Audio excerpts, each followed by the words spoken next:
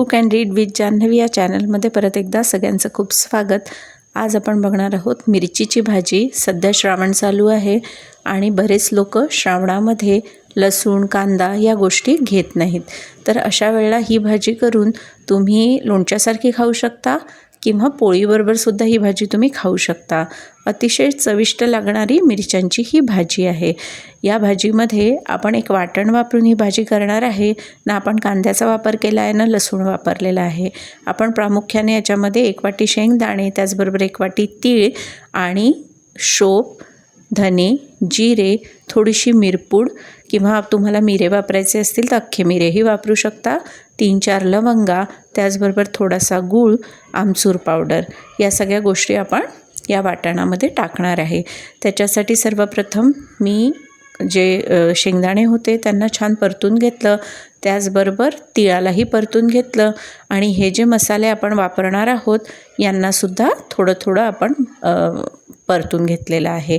याच्यामध्ये आपण गूळ आणि शोपेचा वापर याच्यासाठी करतो आहे की मिरचीचा जो तिखटपणा आहे तो त्याने बॅलन्स होतो आणि आमचूर पावडर घातल्यामुळे त्याला थोडीशी आंबट चव येते।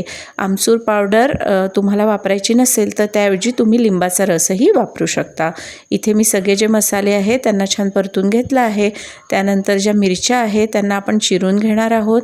या मिरच्या चिरताना मी त्याच्या आतमधल्या ज्या बिया असतात त्या काढून टाकलेल्या आहे।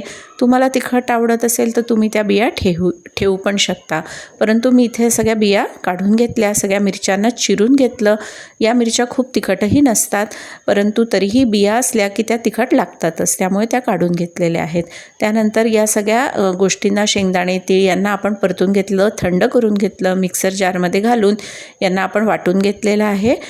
हे वाटतानाच त्याच्यामध्ये मी गूळ घातलेला आहे, त्याचबरोबर आपण इथे तिखट, हळद आणि मीठ, थोडासा हिंग, आमचूर पावडर हे सगळं पण आपण मिक्सरमध्येच घालून आपण याला वाटून घेणार आहोत आणि मग त्यानंतर आपण हा मसाला फोडणीमध्ये वापरणार आहोत। आता इथेच आपण सगळं घालून घेतलेलं आहे, अगदी तिखट, हळदसुद्धा, त्यामुळे आपण फोडणी जेव्हा करतो त्यावेळेला आपल्याला परत वेगळं तिखट हळद घालण्याची गरज लागत नाही। तर अशा प्रकारे आपण आता मसाला तयार करून घेतला। त्यानंतर आपण नेहमीची फोडणी जिरं, मोहरी, हिंग, थोडासा कढीपत्ता घातलेला आहे। या मिरच्या घालून त्याला एक वाफ देऊन घेतली, थोडंसं त्याला शिजवून घेतलं आहे आपण आणि मग त्यानंतर आपण हा मसाला याच्यामध्ये घालून घेतलेला आहे।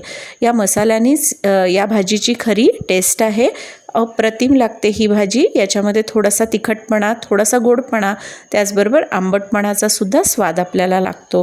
तर आणि हा जो मसाला आपण वापरणार आहे, हे जे वाटण वापरणार आहे हे भरपूर प्रमाणात वापरायचं, कारण त्यामुळेच खरी चव येते भाजीला। तर अशा प्रकारे आपण हे सगळं वाटण त्यात घालून घेतलं आणि परत त्याला एक छान वाफ देऊन घेतली, म्हणजे सगळ्या मिरच्यांना ते वाटण छान लागतं आणि ही आपली अशी भाजी तयार झाली। इथे तुम्हाला डाळीचं पीठ वापरायचं असेल तर थोडंसं डाळीचं पीठही तुम्ही या भाजीला लावू शकता, परंतु इथे मी त्याचा वापर केलेला नाही। तर अशाच नवनवीन रेसिपींसाठी आणि इतरही कंटेंटसाठी माझ्या चॅनलला शेअर, लाईक आणि सबस्क्राईब करायला विसरू नका।